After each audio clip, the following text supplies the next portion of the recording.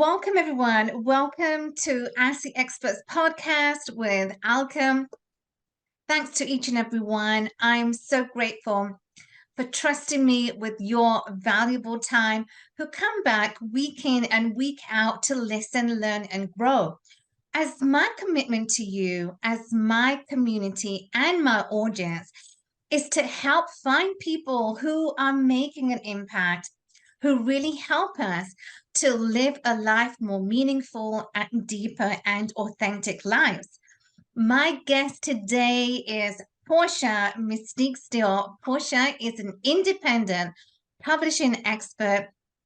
She's the CEO of Mystique Rose Publishing. And Porsché is a thought leader, CEO, TEDx speaker, and a coach. And she is the youngest Black female publishing expert. Porsché helps to keep her core values of integrity and communication at the forefront of everything that she does. Porsché, welcome to the show. Thank you. That was one heck of an introduction. Well, it's amazing. You are amazing. So, Porsché, start off by sharing with us who is a Porsché Mysticque Steele and how did your journey begin? Ooh, who am I? I'm a bit of a fireball. All over the place. I'm like a little Energizer bunny.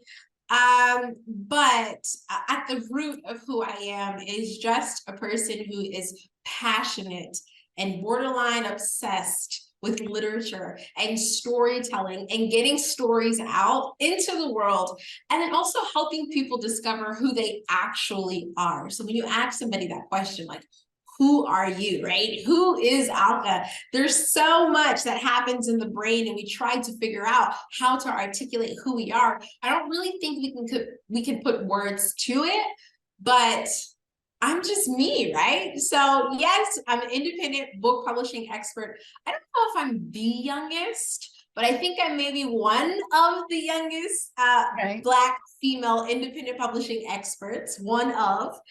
And I help coaches combine their story and their wisdom to publish highly impactful books that generate income, influence, and elevates them to thought leadership. So I'm all about getting that story out there as authentically and as real as possible, and then just living by the words we write down.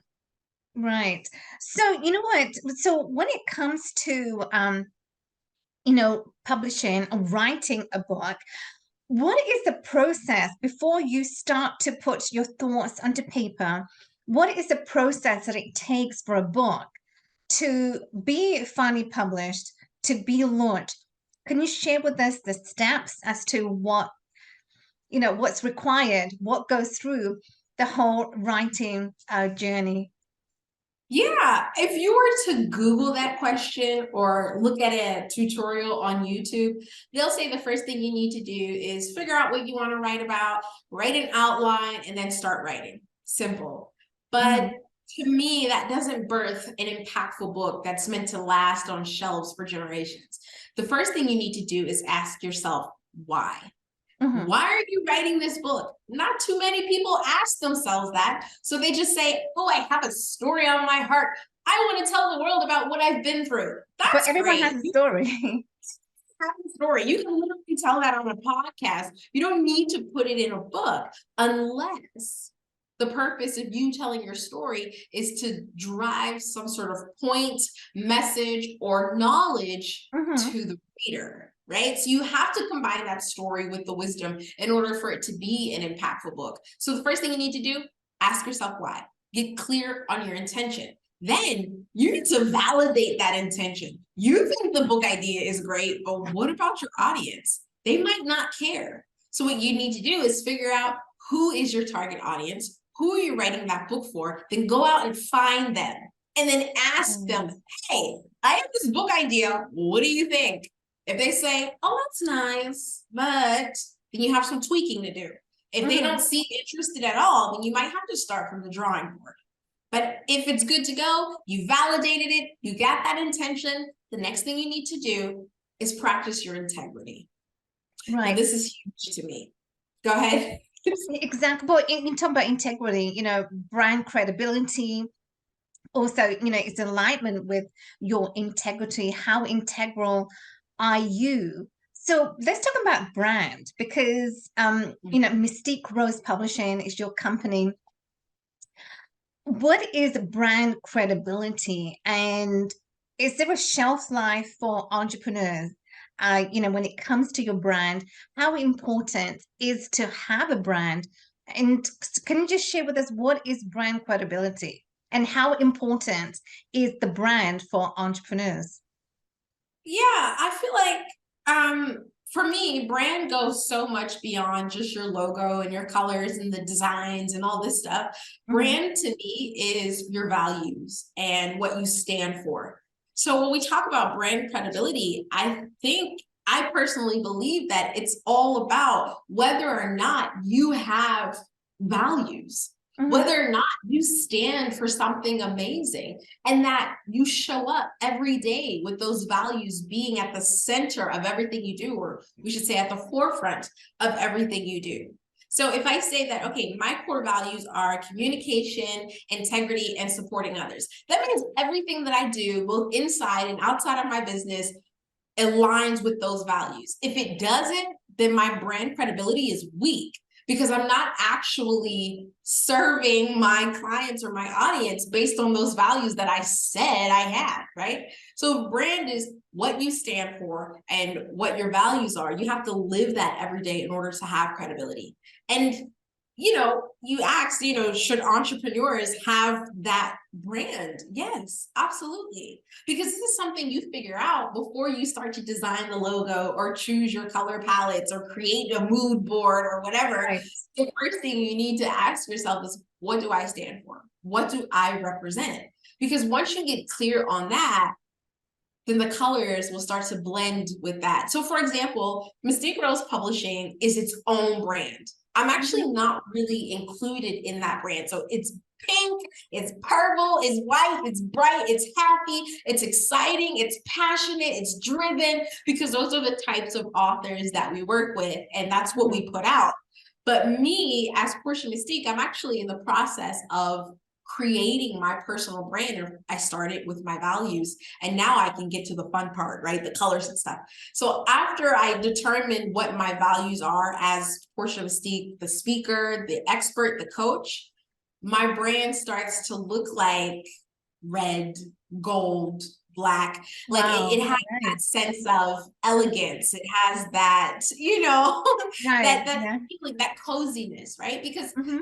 yes, I'm hyper, I'm excited. So you're gonna see that gold's gonna kind of punch you in the eyeballs.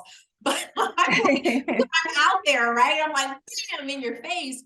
But I'm also, I like to be authentic. I like to be real. I like to be intimate. I like bringing people into who I am and what I'm about and what I stand for. And once you get that intimacy from me, that's where the Mhm. red and black starts to come in. So yeah, building my personal brand is something else. It's different than doing it for my company, but it feels good.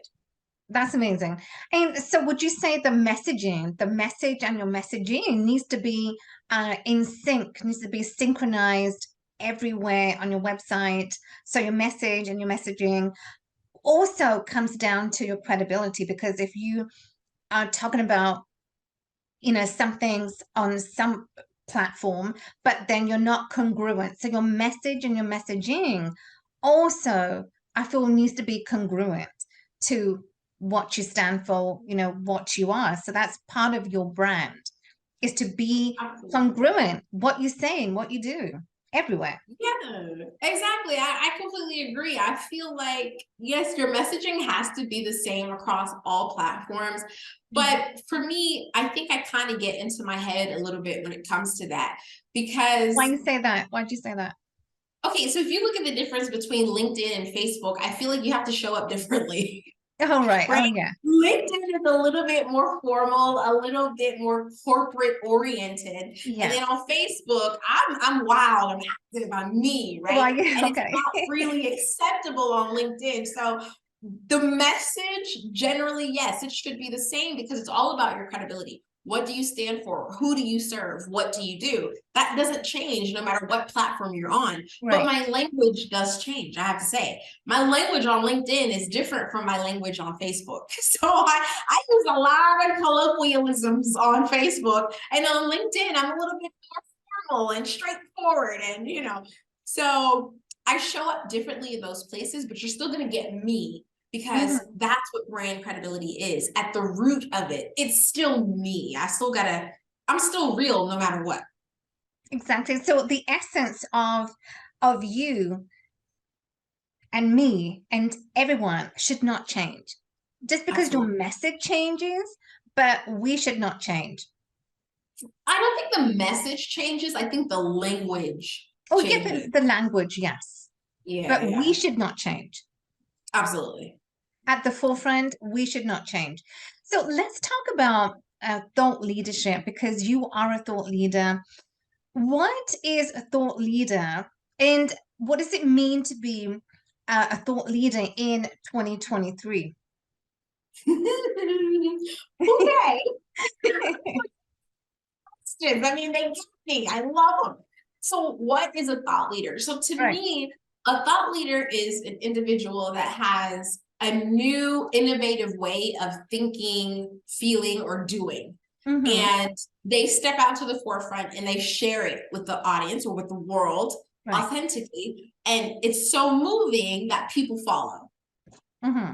I think that's thought leadership. And for me in 2023, I think thought leadership has actually been overused. Like, not too long ago, it was a buzzword. So it ranked really high in SEO, Right. right? So everybody's using the term thought leader. Ooh, I'm a thought leader. Oh, they're really using it a lot. And I feel like it's actually losing its potency right now. Mm-hmm.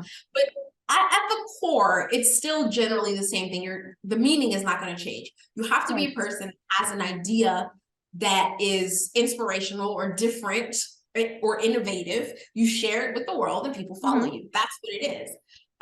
The reason I call myself a thought leader is because I like doing things my own way. So the way I run my book production and publishing company is different from how other people do it. The way I coach people when it comes to their books, I dig deeper than most people actually dig. And then I have different ideas, like, for example, my TEDx talk, how writing your story can help you discover your true identity. That's something that most people don't talk about. The power of storytelling or story Yeah. writing is Mm-hmm. usually from the perspective of the person listening to the story. But what we don't talk about is what actually happens to the person telling the story. So as a thought leader, I talk about that perspective that we don't hear. What happens to you as the storyteller as you tell your story? What transformation is happening inside? So my TEDx talk is about that. And I use examples and I use methods to Mm. tap into that.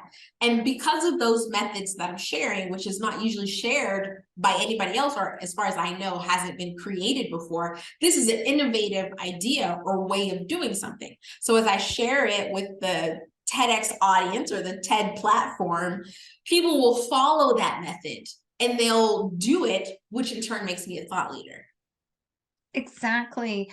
Storytelling is a very powerful, and it's a skill, it's an art to storytelling. And when we do, it's just more powerful. So, Portia, can you share with us, how did you get started in publishing? How did your company come about?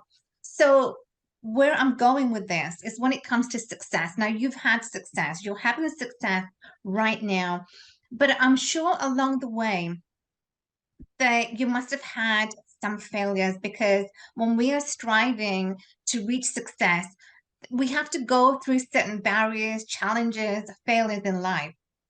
What Mm-hmm. does failure mean to you? What is your definition of a failure?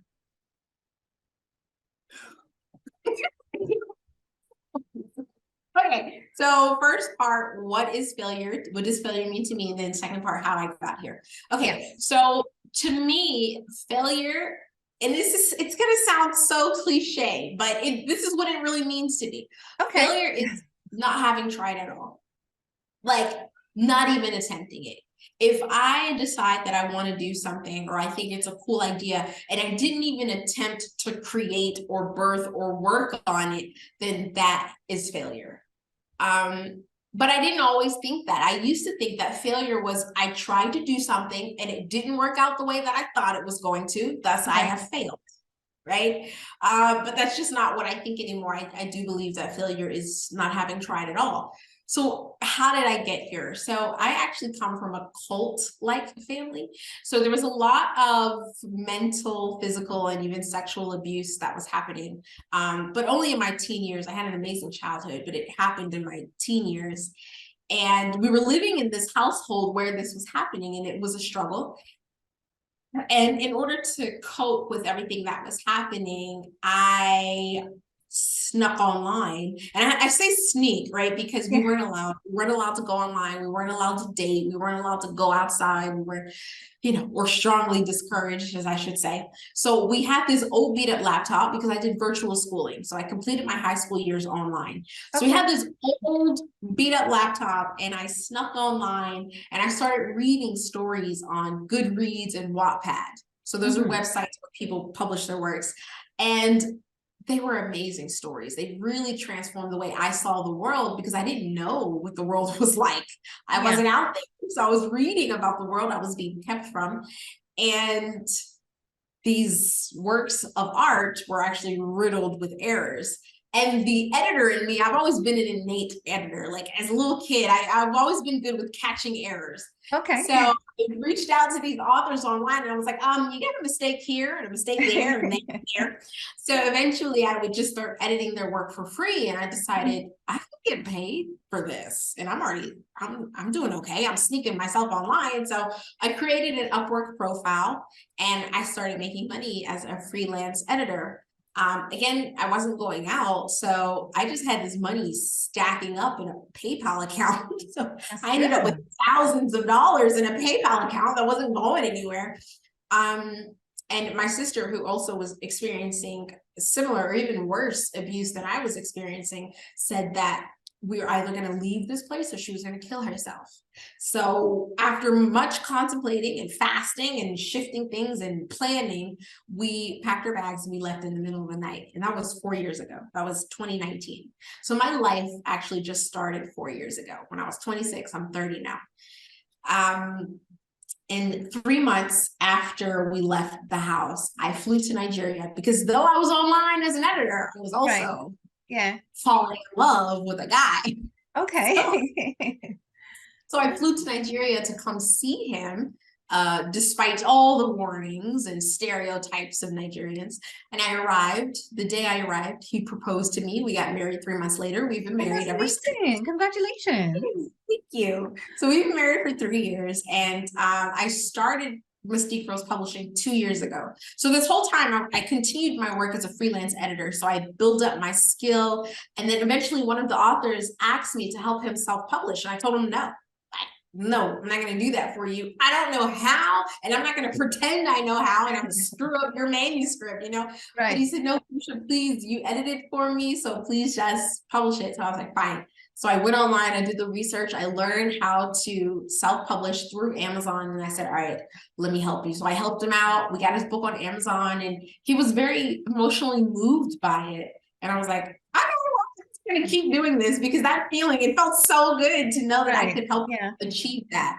So some people that I worked with in my freelance time, editors, formatters, cover designers, we had collaborated on other projects. So I convinced them to follow me and let us create this company, Mysticque Rose Publishing, and let's work together. And they said, you got it. So they're in. So we created this nice family of Mysticque Rose Publishing. And because we were all freelancers, we had already had a decent sized client list between us. So all we had to do was move the people that we had worked with into the company and start producing and birthing their books and really taking it far. So we did. We've been in business for 2 years. We hit 6 figures last year, and I was like really excited. Congratulations. Wow. Thank you. So hopefully by the end of this year, we'll be at 7 figures, which is like a huge jump, but I don't care. I'm going to say we're going to do it. That's Go ahead. amazing. That's amazing. So you were essentially, you became like an accidental, publisher, accidental. So, that is so interesting because you know what, when it comes to the book writing process, that's always intrigued me as to, because I have a book and I haven't done anything about since I've, had published my book, in the sense of there's been no marketing that's been done. There was no launch that was done. So this is what I want to ask you, is that if none of these process has happened, is it too late to even have a launch? Is it too late to, what's the whole purpose of behind a launch anyway? So maybe Yeah. just share with us the steps. Why do people need to have a launch when they have their book published? And, just share with us the steps. What's required, Right. what they have to do.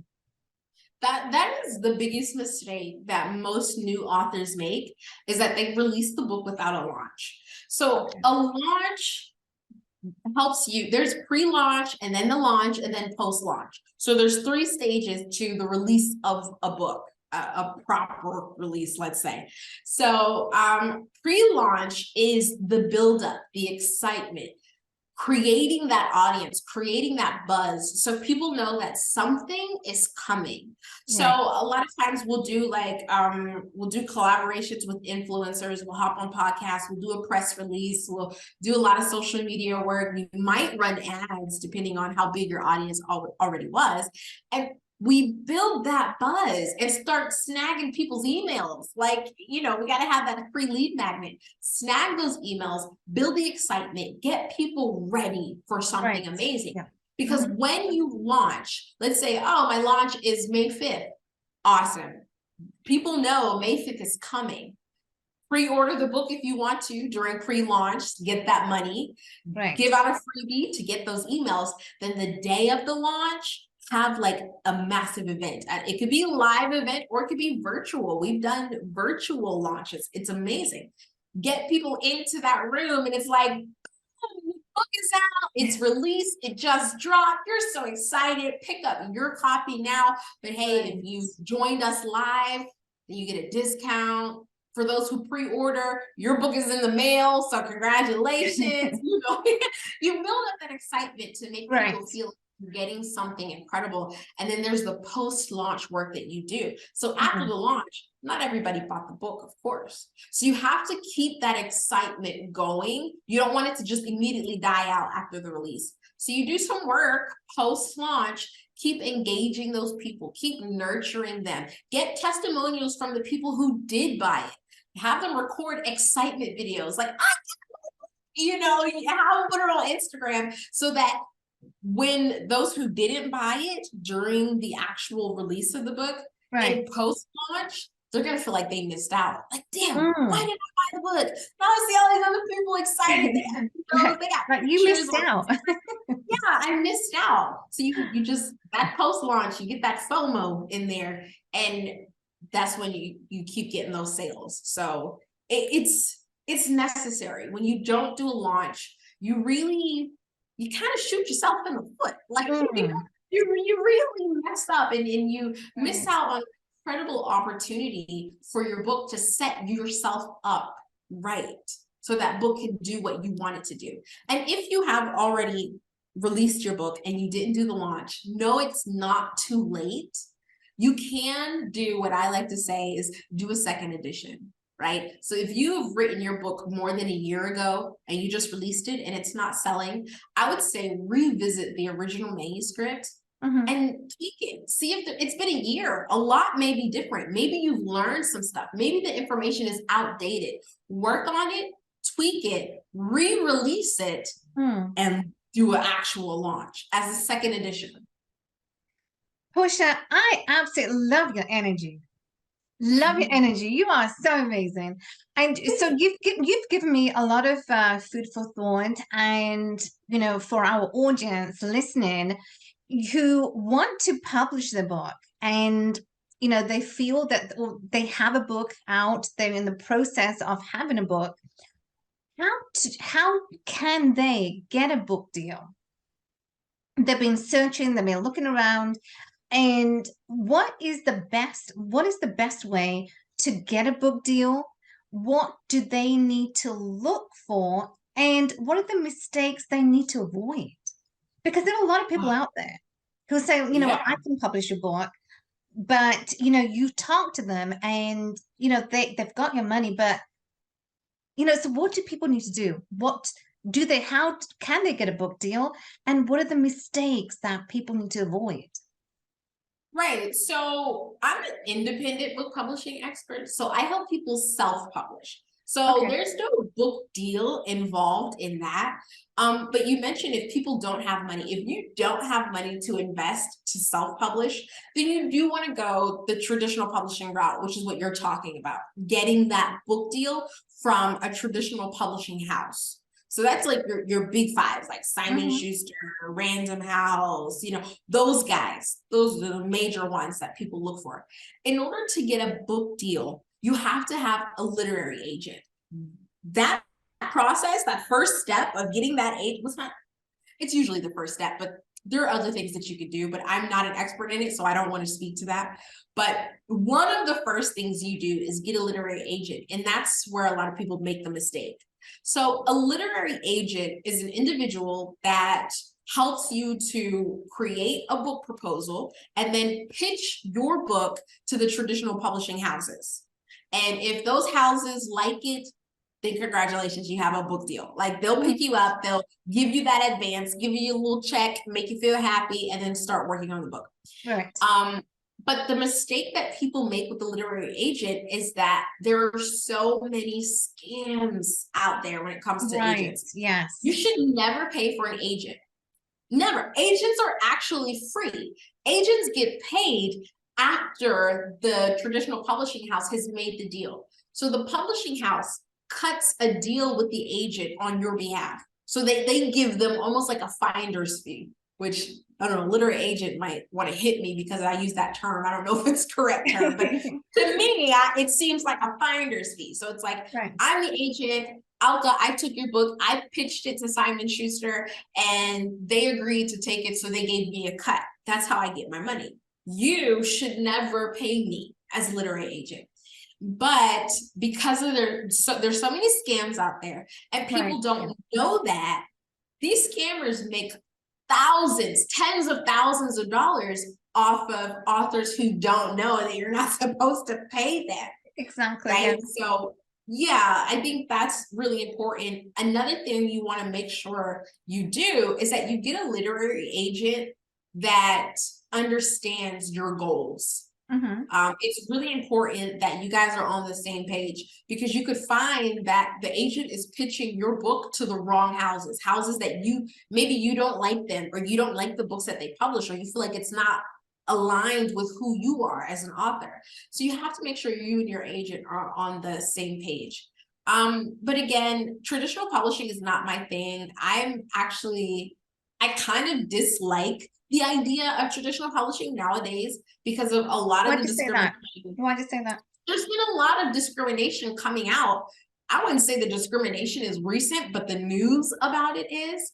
So specifically for women of color, Black women, like if you're a Black woman and you attempt to try to get picked up by one of the big fives, Right. like unless you're a celebrity, an influencer, or you already have like books that have sold out the wazoo, you can forget about it. And like people should just go to TikTok and find book talk inside TikTok, and use the hashtag find book talk, and you'll see so many Black women complaining about the discrimination that they faced. There was actually a strike, I think it was a couple years ago now.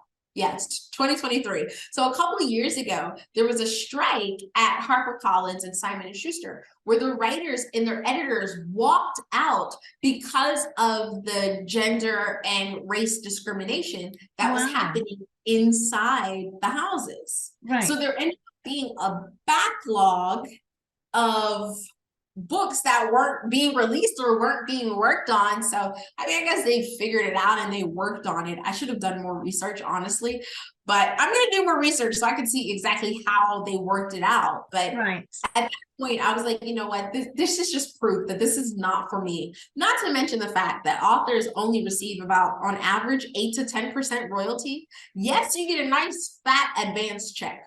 You do. It, like, before you start, once they sign you, they send you a check, you get that money.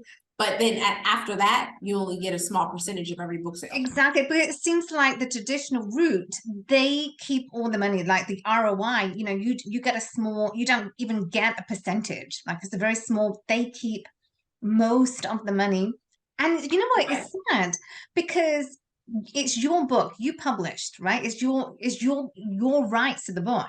And yet when you go off the traditional route, it's theirs, technically. Yes. Yeah. No, I'm like, not even just technically, just like flat out. It With is. self-publishing, yeah, it's your book, right? Because anytime you create a work, you're entitled to 6 copyrights. Right. So pretty much those copyrights say that you can do whatever you want with your book. But the Mhm. moment you sign on the dotted line, you sign that contract with the traditional publishing house, that book is no longer yours. You're Yeah. actually not tied to it. You're the author, of course, but you don't own the rights to that book. So if you Mhm. wanted to make a Netflix movie or a documentary, or you wanted to do spin-offs or something like that, you can't just up and do it. You have to read over your contract, see what the contract says, and then get permission from the traditional publishing house. It's not your asset. It's not your intellectual property. The house owns it, not you. Yes, exactly. Yeah. So talk to me about what really intrigues me is what makes a book viral? Like, what's the success rate? How did the book go viral? Is it based on the title? And so how can the book stand out? What is the process that in order for the book to go viral, what needs to happen? You have to have a dope marketing plan. Right. Your Yeah. book could be really terrible and still go viral if you have a really good marketing plan in place and a sizable marketing budget. What I about the would say, title? Does that is it dependent also on the title for a book to go um, viral or not really? not really. With titles, I feel like we usually don't come up with the title until after the book is written, Okay. because we do a lot of marketing when we create the title. Sometimes authors will kind of conjure up their own title. They'll see it in a dream, or they're kind of like get this divine download of the Yeah. title and then use that. And that's fine, it works. But ultimately, we want to make sure that the title ranks high in SEO, so that if you were to Google search something, you want your book to come up as a search result. So it's a bit of a game there, Right. but we still try to stay within whatever is in the heart and the mind of the author. But yeah, to go viral, you need to have that budget. Another thing that I will say, right? Because for me, when something goes viral, that means a bunch of people will pick up on it, they'll buy it, but it'll die out within a month. After a month, nobody's buying it because it's no longer trending and we don't care. But what we want to create in Mysticque Rose Publishing is books that last for generations. So we're not really looking for a book to go viral or for a book to be trending. We want a book to be picked up by the right people, the people who actually need the content of this book, who will appreciate what was put into it, because those people are going to keep that book on their shelves, and they're going to tell their friends about it, and they're going to pass it down to their children, and they're going to tell their parents, you need to read this book. Yeah, tell the neighbors, because it's those books that were written for a specific person. Like, I feel like every adult has that book that you feel like was just written for you. Like, for me, it's The Alchemist.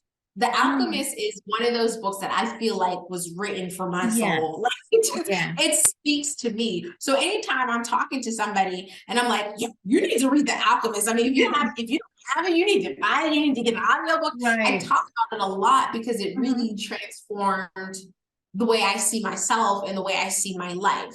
So, and another one is Their Eyes Were Watching God by Zora Neale Hurston. Wow. Oh my gosh. This is such a powerful book, I read it at a really young age. I think I was too young to actually be reading it, but I read it anyway. And it changed a lot for me. So when I see somebody who's in a similar situation that I was in when I read the book, I tell them to buy this book.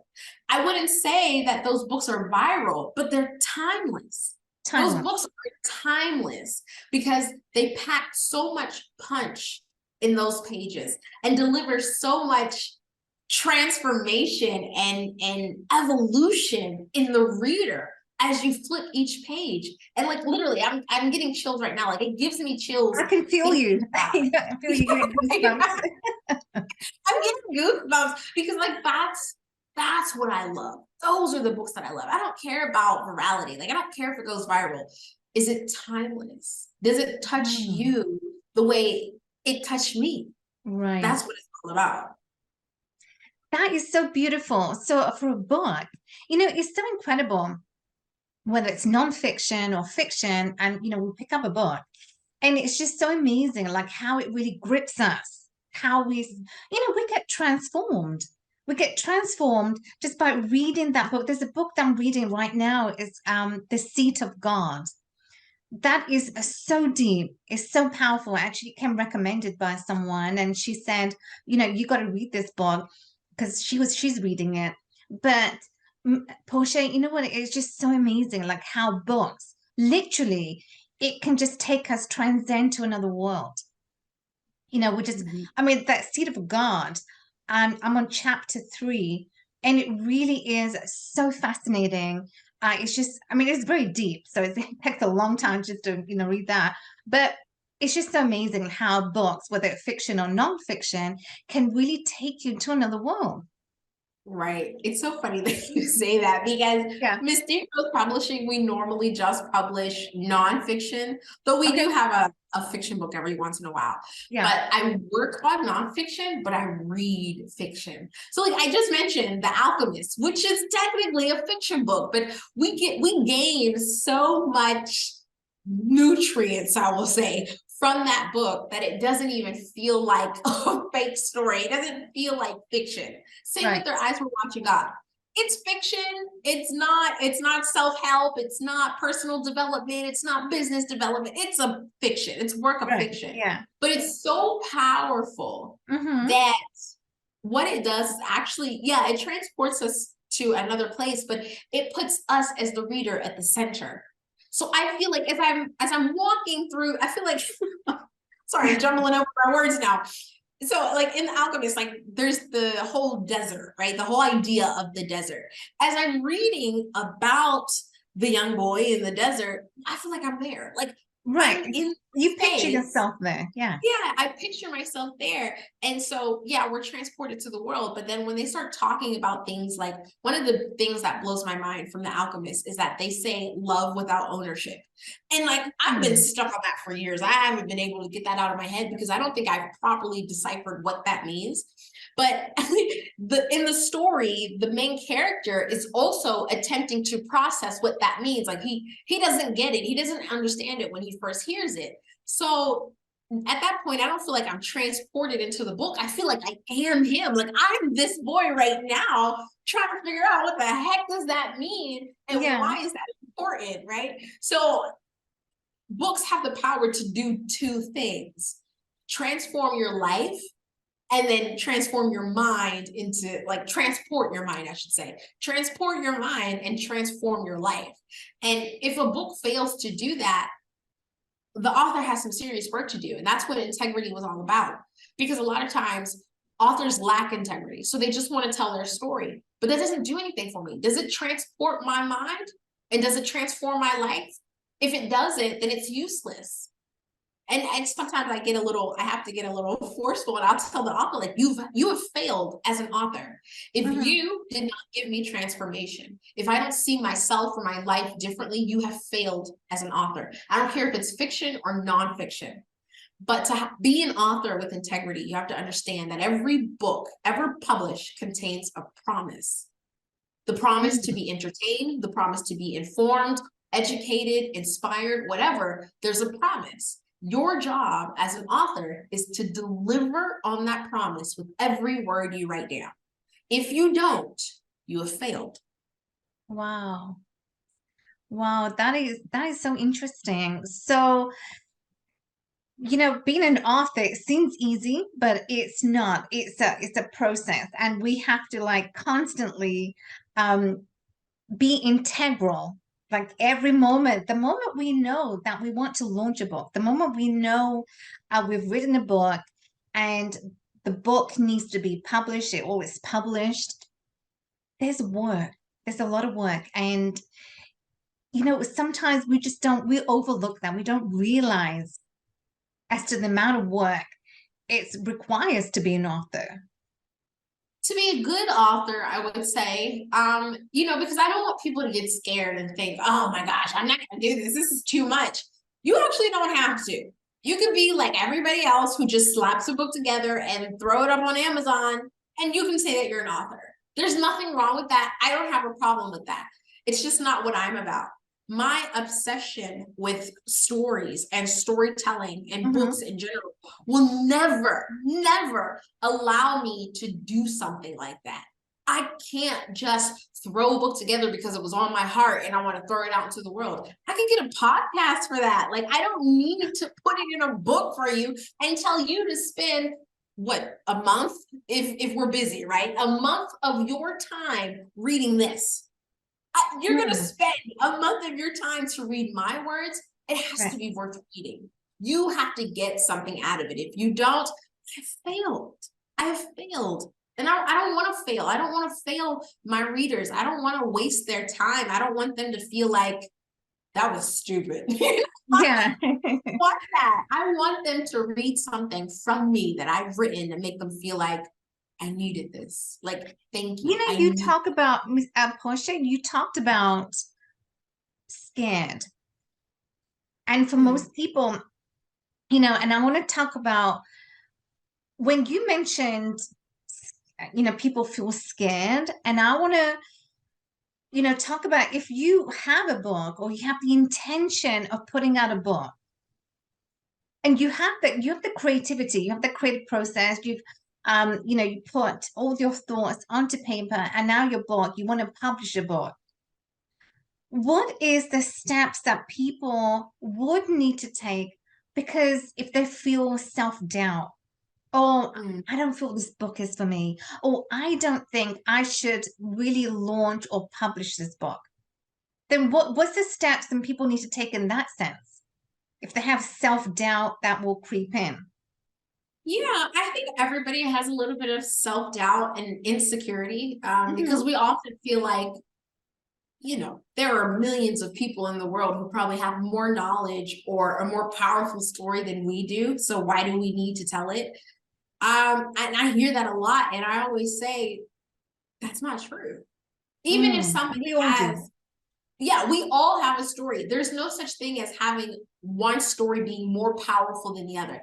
Every story evokes emotion in its own way. So you can't compare the two.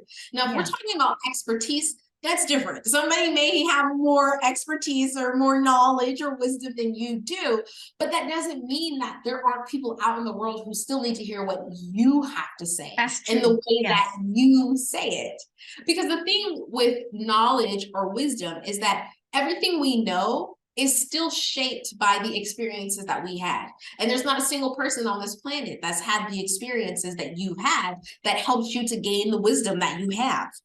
So when you combine the two and you tell them, you have to recognize that nobody has the story that you have. So when you have that self-doubt, just listen to these words that I'm telling you and then understand that. And then the next step is to just reach out, right? Reach out to somebody. I'm not the only publisher that can help you, but if you want to reach out to me, fine. But reach out to somebody who can help you get out of your own head. Being in your head is the most dangerous place in the world. There's no exactly. place more dangerous than your own mind. So Yeah, you need somebody to get you out of your head and start getting it down on paper. absolutely. And Portia, this is such an amazing conversation. The audience who are intrigued to know as to what is that they want to have their book published, what is the process that they need to go through. And absolutely, I used to be that way. I used to, I didn't want to share as to what I was.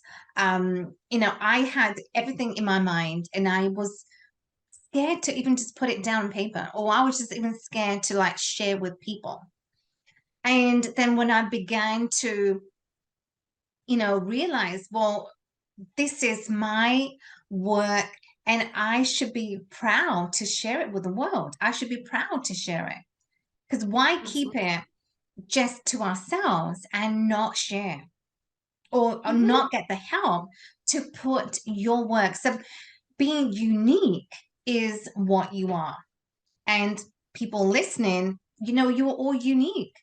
Put your message out there so that you can be heard. Absolutely. Portia, my final question to you is, everything that you have accomplished and everything that you are accomplishing, if today all your files were deleted, what are three things that you want people to share, and what can they learn from you? Okay. If all of my files were deleted, what Yes, three yes, things do I want people to do I want to share with people? yes. What are three things that they can learn from you? Oh, okay. First of all, if you have ever thought of writing a book, that's all you need to move forward. It Mhm. only needs to be a thought. Only needs to be a thought. Secondly, be prepared to do the work, right? Unless you don't care about your audience, unless you are uninterested in being an author with integrity, Yeah. be prepared to do the work. And if you're going to do independent publishing, be prepared to invest. Okay.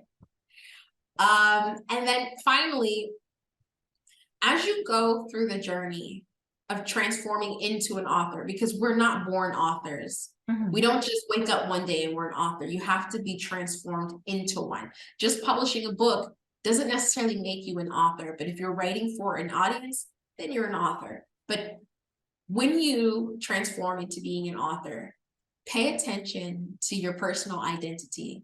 I think it's really important for people to understand or even recognize the fact that when you go through the journey of writing a book for somebody, it changes you. Like the newest book that I'm writing right now, I mean, originally it's supposed to be about how coaches can use books to boost their career. As I'm writing this book, it has already shifted my life 3 different times. Wow. And it's changing the way I see myself, the way I see my relationships, the way I see authors. So when you become an author with integrity and you write with integrity, I just want you to journal. I should be doing it and I'm not. Journal the transformation that's happening to you as the author. Because that in and of itself, that journal could be a book on its own, but it gives your audience a little bit of that extra love. And it's like, look at what I went through. Look at who I became as I attempted to birth this for you. It just, there goes the chills again. Like Yeah. it does something to you. And it's so powerful that it's Mhm. really hard to articulate That after is the fact. that is so beautiful, so powerful. So have the audience can have a glimpse of you as to what you have gone through or what you are going through. Portia, that is so beautiful. I love this. Mhm. Friends, this has been such an enlightening conversation with my amazing guest, Porsché Mysticque Steele. Portia, where can people connect with you? Where can they find you? Is my name gonna appear here like on the They video? will, yes, yes. Okay, you can Google my name. Everything will come up, but you can also reach out to me on Instagram at Mystique Rose, spelled like my middle name here. So there's a C in it, not like the word, but like my name. Mystique Rose PS on Instagram. You can DM me and I always respond. So yeah. Amazing. Well, go and connect with Portia. And Portia, thank you for your amazing time. We truly Thank value you. you. And so, friends, this has been such an amazing conversation. And so, you know, book writing process, it is a journey. It does require you to be more authentic, but put your message out there so that the world can know about you. Because if you're going through that process, you need to have someone, to help you along your journey to publishing the book. So, with that being said, we truly want you to, if you've enjoyed the conversation, we want you to subscribe to the channel. Why? Because of our guest who brings so much value to you. And each and every week, we are bringing on amazing guests who are sharing value. So, subscribe and like and give us a review because of our guest. So, in the meantime, we'll speak to you soon and stay tuned for more Ask the Experts with Alka.